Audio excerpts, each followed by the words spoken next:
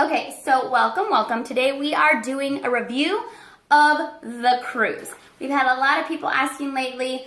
We just took the boys on a cruise to, where did we go? To Mexico. We went to Costa Maya and Cozumel. And I've had a lot of people asking, is it worth it? Is taking your kids on a cruise worth it? And so that's what we are going to share today. Let's start by what the cruise is for. So my sister is getting married and she decided she wanted to go on a cruise to get married for that. What ship line was it? Norwegian. Yes, we did the Norwegian Breakaway. Big ship, awesome ship. And then we stopped at Cozumel and Costa Maya. So the big question, and then we will explain our answers. Kenny, do you feel like it was worth it taking the kids on a cruise? Absolutely not. As you can tell, he was not a fan at all. We must prelude this. Is the prelude the right word? I don't know. We must first say that we've been on vacations to all-inclusive resorts, and I think that was a big thing. You were comparing this cruise to an all-inclusive vacation. Oh, yes and no, but all right. This is the first cruise that we did as a family, I guess I should say, because I did go on one a couple weeks before that. But this was our first cruise experience. Let's talk about the ship itself. What did you think of the actual ship? The ship was nice. The rooms were nice. There was a lot of space in the rooms. I felt even for having the kids, they had bunk beds for the kids, which was they loved that. Yes. Help.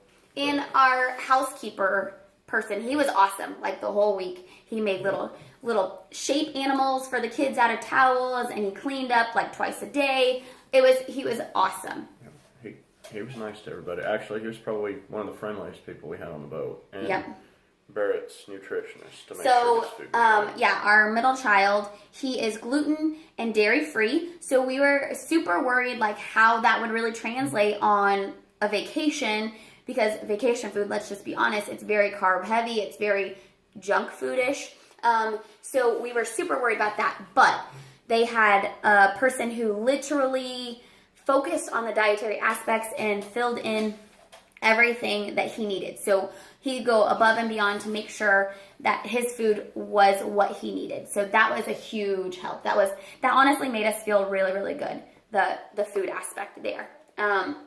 Another thing with this ship is food in general.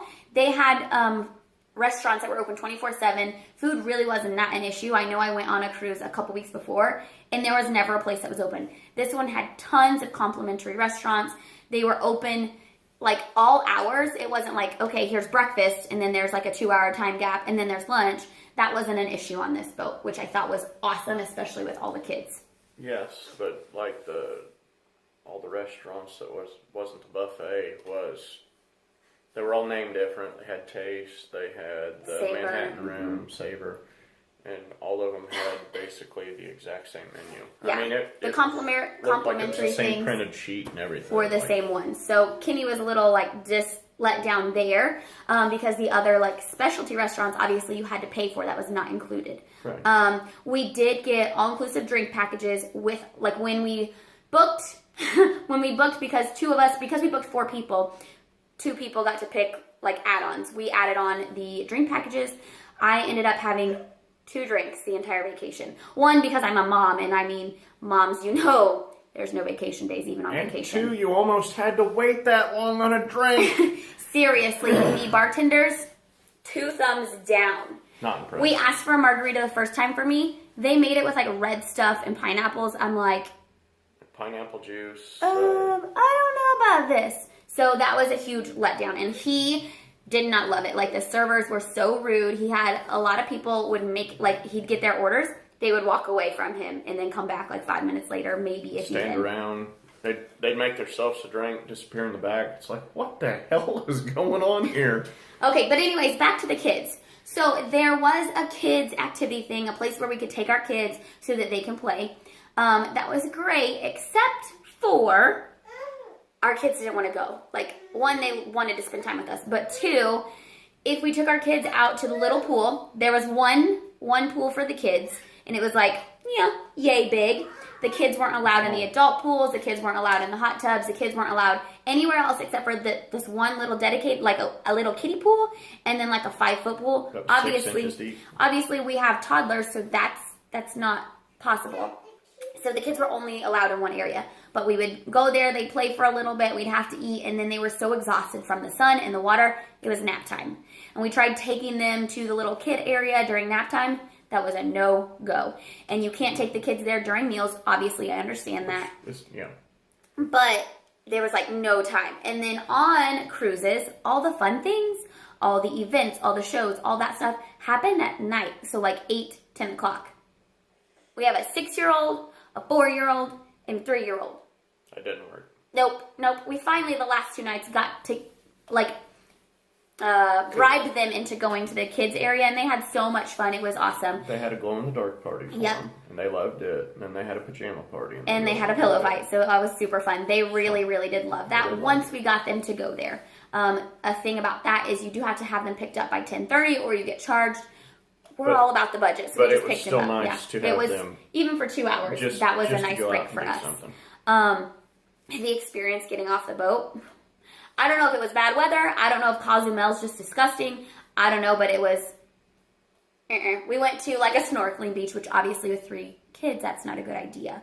But we didn't know the beaches in the area. We weren't familiar with it. So next time, obviously, we have to do our research ahead of time. Maybe book an excursion. Probably we would have had a better outtake on that if we had booked an excursion, but we didn't want to pay all the extra money. Well, even if you just wanted to walk around, you couldn't go anywhere without 100 people hassling you. Like, you could not walk without... Yes, Kenny was not a fan of, like, walking down there because they were like, buy this, buy this, buy this. So that was definitely an uncomfortable thing for you. So overall, we really didn't get to spend any time together, which is fine because we went into this vacation knowing that we would be doing it for our kids, knowing that it was for them. But it wasn't very relaxing to say. I was constantly up and down, chasing, doing this. When Bronx needed a nap, well, Kenny would have to go take care of him so that the other kids could play. It just didn't work for us. If you have kids and you plan on doing anything for yourselves on one, I would. Go in knowing that you're not going to get to do you. Like, we couldn't go to the adult pools. They had adult pools, 4 hot tubs and stuff, and then on the back of the boat they had another area, an adult section.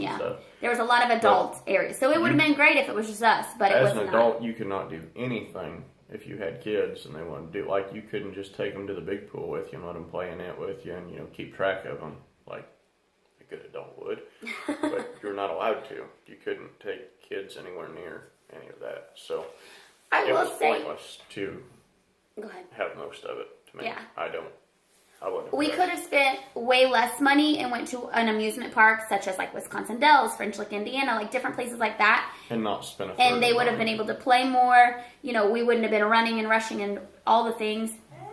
So I think that was something that was to be taken into consideration. Had our kids been older, I think it would have been a different story. Because once they hit a certain age, I think my brother is 10, and they let him have free reign of the boat. Like when my mom went to check him in, they're like, okay, he can check himself in, he can check himself out, he has his own room key, so he has free reign of the boat, can do whatever he wanted. So if our kids were older, maybe it would have been a different experience.